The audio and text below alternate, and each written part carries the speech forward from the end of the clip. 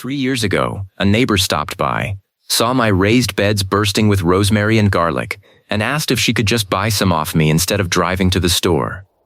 I said sure, mostly to be neighborly. That one conversation turned into something I never expected. 5 plants that, between selling extra starts, cuttings, and small bundles at our local market, cover every dollar I spend on this garden every single year, and then some. Not a fortune, not a farm, just enough that my no-bend garden pays for itself, and I want to walk you through exactly which 5 plants do that, and how little bending any of it takes. The first is garlic, and it's the one I'd tell anyone to start with. A single clove, planted in fall, gives you back a whole head the next summer. That's 5 to 10 cloves from one, every single time, no special equipment. I grow mine in a waist-high raised bed, plant in October, harvest the following July, and the work in between is close to nothing. Garlic mostly just sits there and grows while I tend everything else. Last year I kept enough for my own kitchen and still had 4 dozen heads left over, which I sold at $8 each at our Saturday market. That's not retirement money, but it covered my seed starts, my soil amendments, and my raised bed lumber for the whole year, from one crop that asked almost nothing of me. Curing the heads afterward is the only extra step, and it's as simple as hanging them somewhere dry and shaded for 2 to 3 weeks before you sell or store them. Skip that step and they won't last nearly as long in storage. The second is saffron, and I know that sounds strange coming from a guy who grows tomatoes and garlic, but hear me out. Saffron comes from the crocus flower.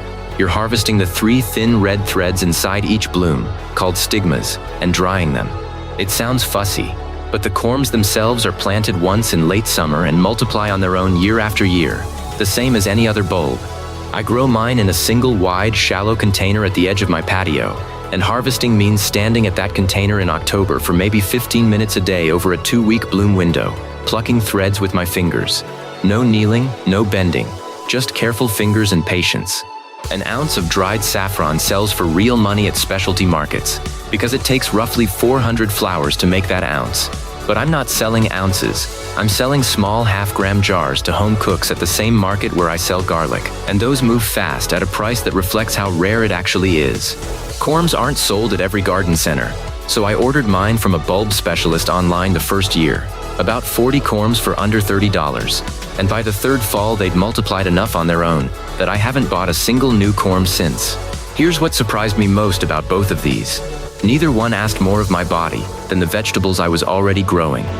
If anything, garlic asks less, since it just sits in the ground through winter while I'm doing nothing out there at all.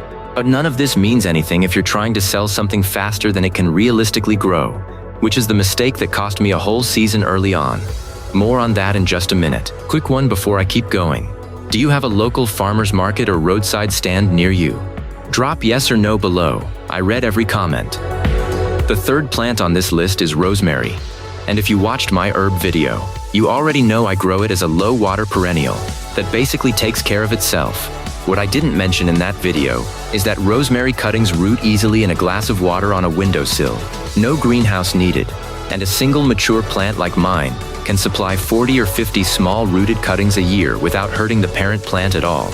I sell those as 4-inch starts for $6 each to people who want their own low-maintenance herb without waiting a year to grow one from seed.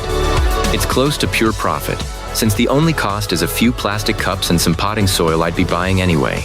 The trick that took me a season to learn is timing the cuttings for early spring, right as new growth starts.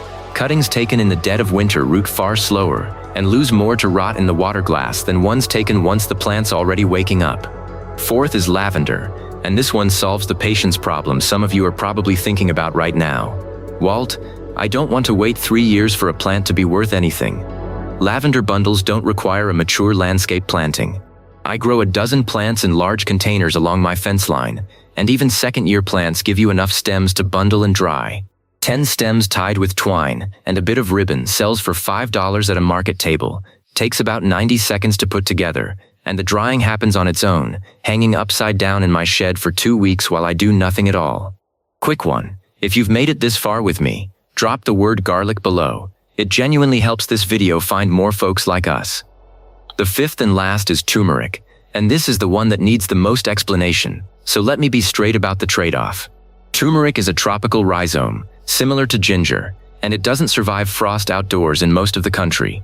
I grow mine in large fabric grow bags I can drag onto the porch before the first freeze, using a simple furniture dolly so I'm never lifting the full weight myself. It's a longer season than anything else on this list, 8 to 10 months from planting to harvest. But a single pound of seed rhizome multiplies into 8 or 10 pounds by the time you dig it up, and fresh turmeric sells for real money to home cooks who've only ever seen the dried powder version and are curious what the fresh root tastes like. I keep 2 grow bags going instead of 1, staggered a few weeks apart, so I'm not digging up my entire supply in a single afternoon and wondering where to store all of it at once. One question I get whenever I mention selling anything from the garden: do you need a permit for this? Depends entirely on where you live and how much you're selling. Most places, a small farmer's market table selling raw, unprocessed produce like garlic bulbs, fresh herbs, or lavender bundles falls under what's called a cottage food or homestead exemption, meaning no commercial kitchen license required. Though rules vary enough by state and county that I'd call your local extension office before you set up a table, not after. That one phone call took me 20 minutes and saved me from a headache later. Dried saffron threads are a slightly different category in some places since it's a processed spice, so that's worth a second call specifically. None of this needs a lawyer or a business license at the scale I'm talking about. A card table and a cash box has covered me for 3 years. Here's the mistake I made early on, the one I promised to come back to. My first year, I planted twice as much garlic as I could realistically sell locally, thinking more was simply better. I ended up with heads going soft in storage because I had no buyer for them. The fix wasn't growing less. It was matching what I planted to what I actually had a place to sell. Whether that's one farmer's market table, a neighbor list, or a small stand at the end of your driveway.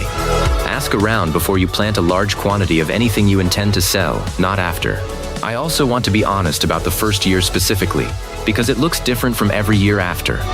Garlic takes a full 9 months from planting to harvest, so your first check-in with a buyer happens the following summer, not the same season you plant. Saffron corms need a full year in the ground before they bloom reliably, so I sold nothing from mine the first autumn. That first year was entirely about getting the corms established. Rosemary and lavender are the fastest to turn into anything sellable if you're starting from an already mature plant, since cuttings and bundles can happen within weeks rather than months. If you're starting completely from scratch this spring, don't expect real income until at least the following year on 4 of these 5 plants. That's not a reason to skip it, it's just the actual timeline, and I'd rather tell you that now than have you disappointed in August. None of these 5 plants need more strength or more land than what you're already using for a vegetable garden.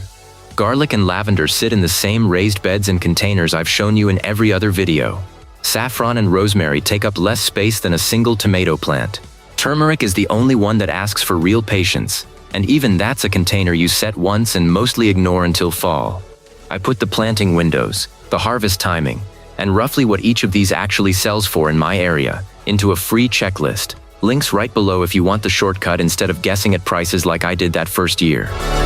Here's what I want you to take from this. I'm not telling you to quit anything or chase some big number, and I'm not telling you this replaces a real income. What I'm telling you is that a few of the easiest, least physically demanding plants I already grow happen to be worth something to somebody else, and that's covered every dollar this garden has cost me for 3 years running. Soil, seed, lumber, all of it. Paid for by the garden itself instead of my pocket. If you want the checklist, it's free, link right below. Next week, I'm showing you the 3 vegetables in my own garden that come back on their own every year. No seed packet required. A few of you have been asking since the herb video, and it's time I finally showed you mine. This is real gardening, for real bodies, from someone who isn't planning on stopping.